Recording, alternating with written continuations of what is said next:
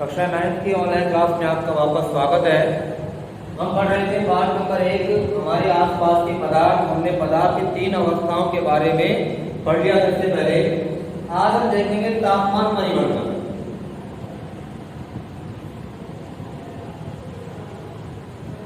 तापमान का प्रभाव कि किस प्रकार से तापमान ठोस, द्रव और गैस अवस्था को प्रभावित करता है, इस बारे में हम चर्चा करेंगे। देखिए, यदि हम ठोस, द्रव और गैस की बात करते हैं तो इनको एक संक्षिप्त चित्र के द्वारा समझाया जाए तो कुछ ऐसी अवस्था होती है कि ठोस अवस्था में पदार्थ के जो कण होते हैं बहुत ही ज्यादा नजदीक या आसपास पाए जाते हैं। द्रव अवस्था की बात करें तो द्रव अवस्था के कण ठोस की तुलना में थोड़े दूर होते हैं। और इसी प्रकार यदि हम गैस अवस्था की बात करते हैं तो गैस अवस्था के जो कण होते हैं वो इन दोनों की तुलना में बहुत अधिक मात्रा में दूरी में पाए जाते हैं। यह है ठोस अवस्था,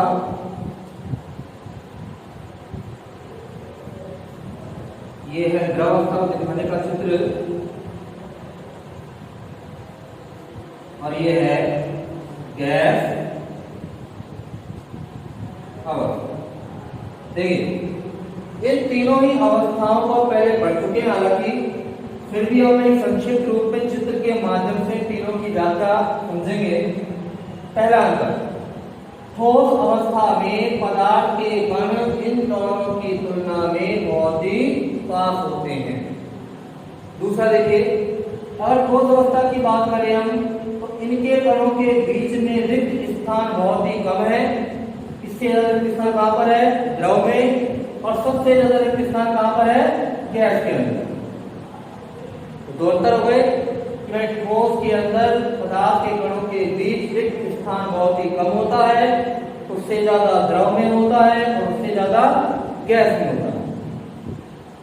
अब बात आती है तीसरे पॉइंट कि ठोस अवस्था के कण ज्यादा पास है। इससे हम कह सकते हैं कि इनके कणों के बीच आकर्षण बल ज्यादा है, यानी एक दूसरे को अपनी तरफ खींचने की क्षमता सबसे ज्यादा किसमें है? ठोस अवस्था के कणों में है। इसलिए इसके कण एक दूसरे को अधिक आकर्षण बल से आपस में चिपकाए रखते हैं, जबकि यहाँ आकर्षण बल थोड़ा कम है। इस कारण से एक कण दूसरे कण को अपनी तरफ ज्यादा तेजी से या दृढ़ता से नहीं खींच पा रहा है। इसी वजह से ये थोड़े स्वतंत्र हैं और दूर दूर हैं, जबकि यहाँ पर कणों के बीच का आकर्षण बल इन दोनों की तुलना में बहुत ही कम होता है। इसी वजह से गैस अवस्था के कणों के बीच रिक्त स्थान भी अधिक होता है और गैस अवस्था के कण एक दूसरे से बहुत ही दूर दूर पाए जाते हैं। अब बात आती है कि तापमान किस प्रकार से इन तीनों अवस्थाओं को प्रभावित करता है।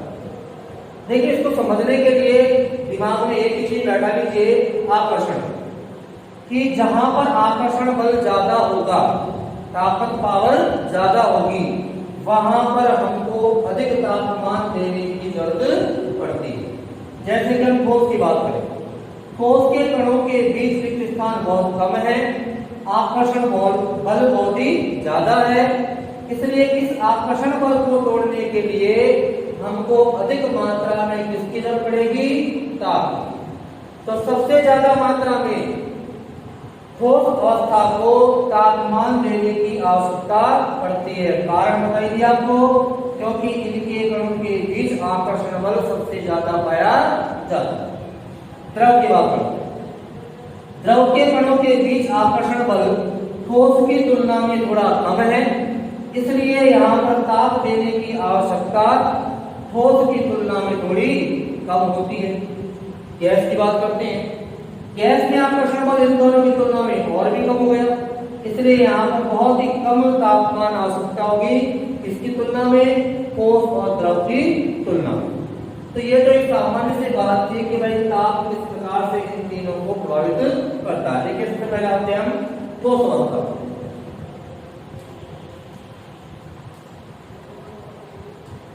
ठोस अवस्था पर ताप का क्या प्रभाव होगा जब किसी ठोस पदार्थ को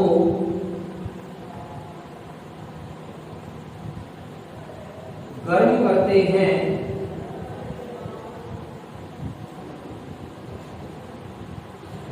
तो उनके कणों की गतिज ऊर्जा बढ़ जाती है।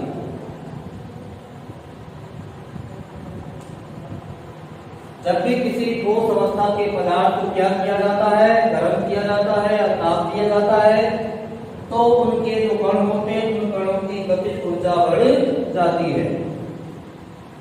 ठोस पदार्थ को दी गई ठोस पदार्थ को दी गई ऊष्मा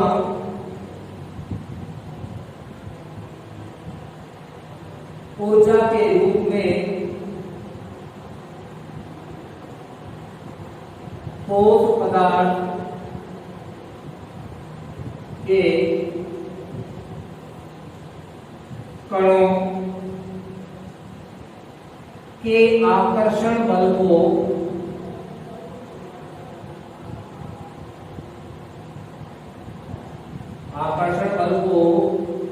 पार कर जाती है।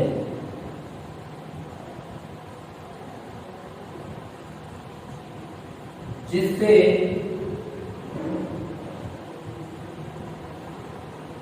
स्वतंत्र होकर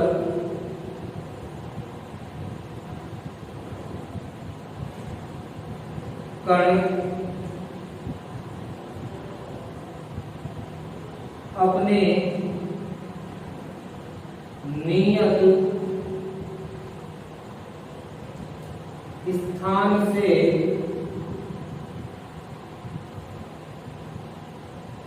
थोड़ा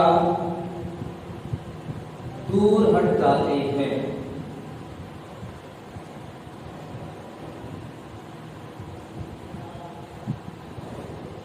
एक ऐसी अवस्था आती है जब ठोस द्रव में बदल जाता है।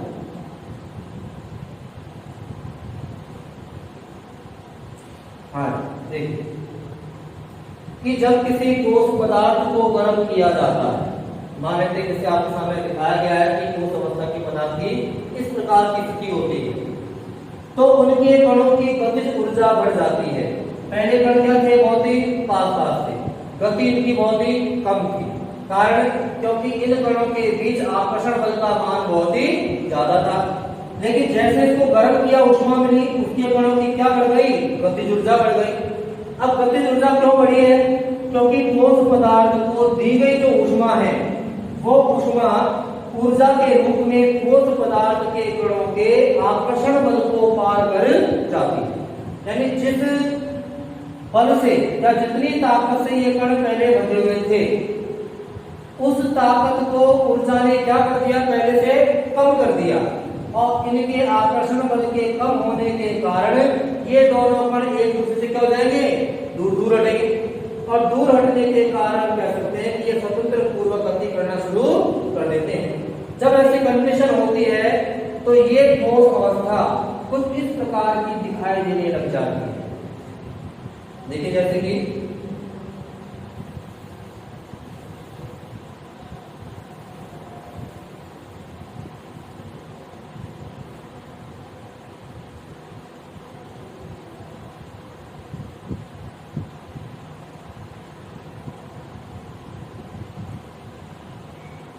मान लेते हैं कुछ इस प्रकार की अवस्था थी पहले, जिसमें ठोस पदार्थ की कणों, जैसे इसको ऊर्जा दी गई, इनके बीच का जो आकर्षण बल था जिसके द्वारा ये बंधे हुए थे, वो आकर्षण बल पहले की तुलना में कमजोर हो गया। कमजोर होने की वजह से ये दोनों कण, ये बाकी सारे कण एक दूसरे से क्या होंगे, दूर हटेंगे, इनके बीच का रिक्त स्थान बन जाएगा और कुछ ऐसी कंडीशन हो जाएगी। कण दूर हटे तो ये कण दूर हटेंगे तो इनके बीच का रिक्त स्थान थोड़ा थोड़ा क्या हो जाएगा, इस प्रकार से बढ़ जाएगा और ये अपने पूर्व के स्थान को छोड़कर दूर गति करना शुरू कर देते हैं। इस प्रकार से कह सकते हैं कि जब भी किसी ठोस पदार्थ को गर्म किया जाता है या ताप दिया जाता है तो ठोस पदार्थ गर्म करने के बाद एक निश्चित तापमान आने पर किसमें बदल जाता है, द्रव। तो मेनली तापमान क्या प्रभाव पड़ा कि किसी भी ठोस पदार्थ को एक निश्चित तापमान तक गर्म करने पर उस ठोस का बदलाव किसमें हो जाता है, द्रव में हो जाता है। कारण आपके सामने दे दिया है कि जब भी किसी ठोस पदार्थ को गर्म करते हैं तो उनके कणों की गतिज ऊर्जा बढ़ जाती है। ठोस पदार्थ को दी गई जो ऊष्मा है वो ऊर्जा के रूप में ठोस पदार्थ के कणों के आकर्षण बल को पार करती है, अर्थात आकर्षण बल को पहले की तुलना में कमजोर कर देती है, जिस कारण से स्वतंत्र होकर जो कण होते हैं अपने नियत स्थान से थोड़ा सा दूर हट जाते हैं और एक ऐसा समय की अवस्था आती है जब ठोस द्रव में बदल जाता है। कार्य था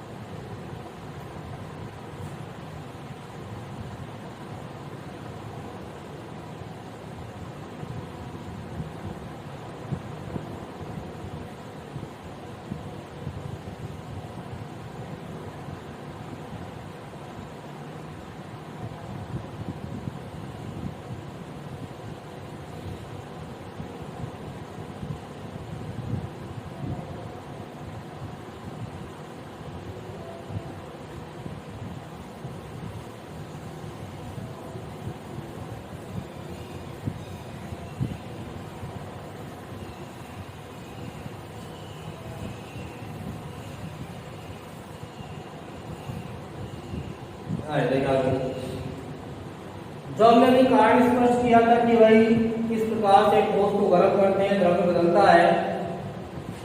इस संबंध में एक परिभाषा है गलनांक।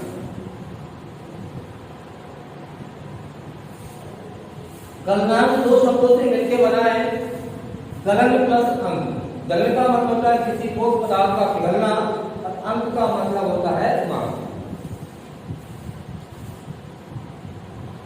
एक निश्चित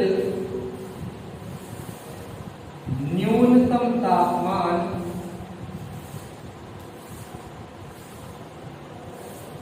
जिस पर कोई ठोस पदार्थ द्रव अवस्था में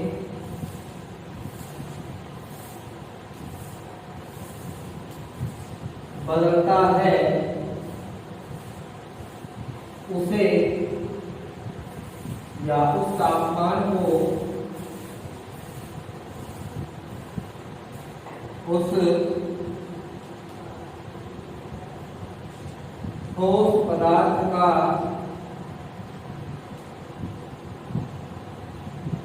गलनांक कहते हैं। तो भाई किसी भी ठोस पदार्थ को एक निश्चित तापमान तक हम गर्म करें। अब निश्चित तापमान में भी कम से कम तापमान ऐसा हो जिस पर वो ठोस पदार्थ किसमें बदलना शुरू कर देता है? द्रव अवस्था में। यानी जैसे ही ठोस द्रव में बदलना शुरू करता है हम उस तापमान को नोट कर लेते हैं और वो तापमान उस ठोस पदार्थ का क्या कहलाता है? गलनांक कहलाता है।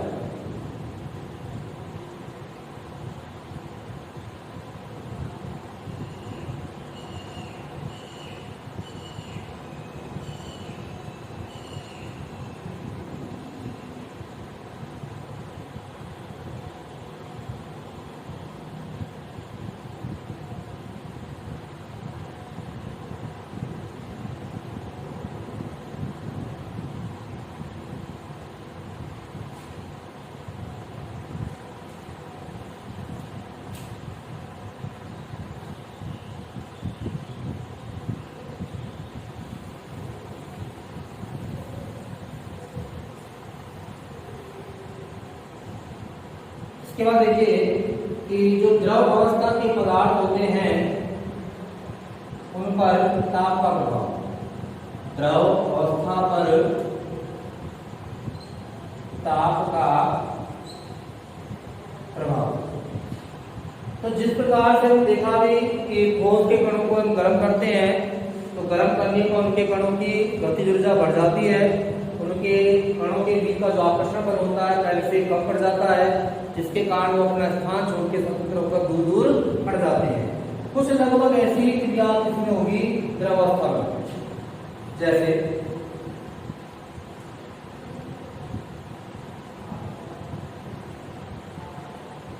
द्रव अवस्था में क्या होता है कि पदार्थ के जो कण होते हैं वो ठोस की तुलना में थोड़े दूर होते हैं, आकर्षण बल कम होता है, रिक्त स्थान ठोस से थोड़ा सा ज्यादा होता है।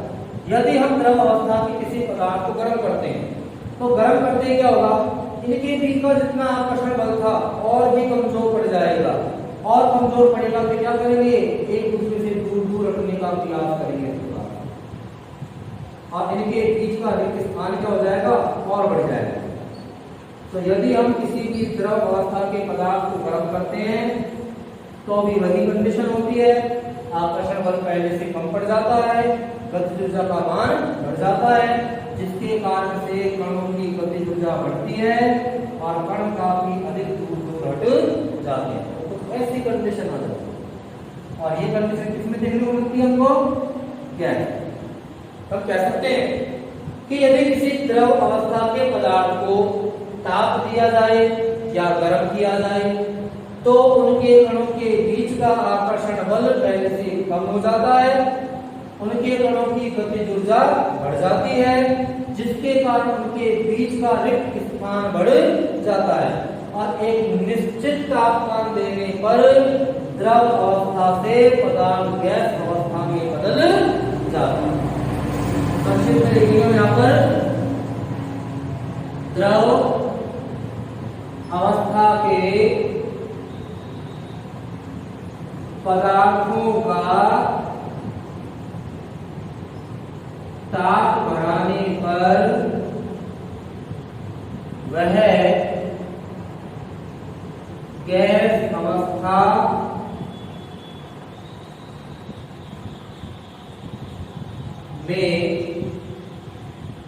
बदल जाता है।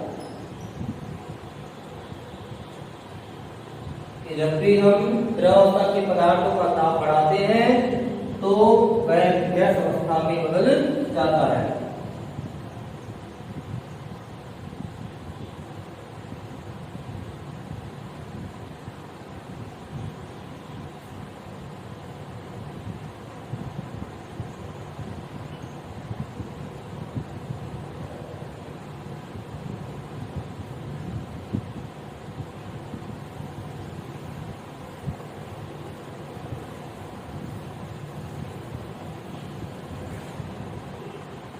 तो इस तथ्य के आधार पर एक परिभाषा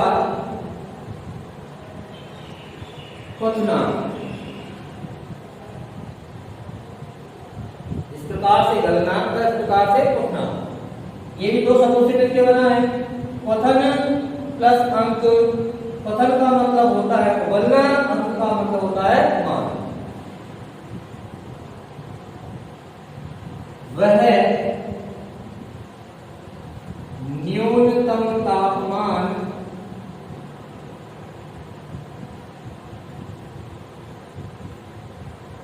जिस पर कोई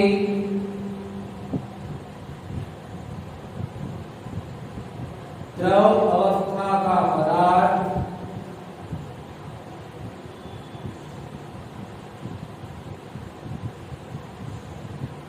गैस अवस्था या कह सकते हैं हम वाष्प में बदलता है, उस तापमान को उस द्रव का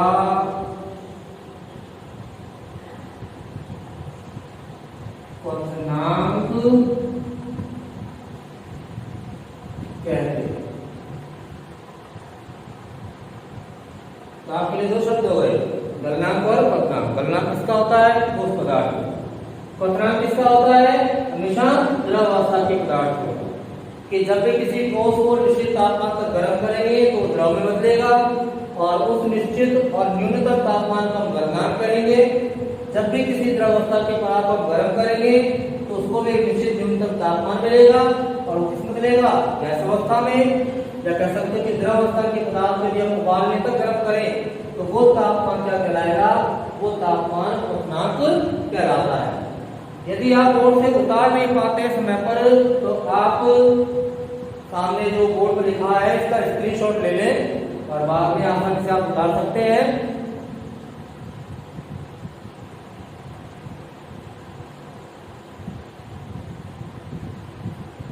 आज के लिए इतना ही, कल फिर मिलेंगे इसी पाठ के अगले भाग के साथ। और जो भी यहाँ दिखाया जाता है तो अपनी नोटबुक में जरूर उतारें। धन्यवाद।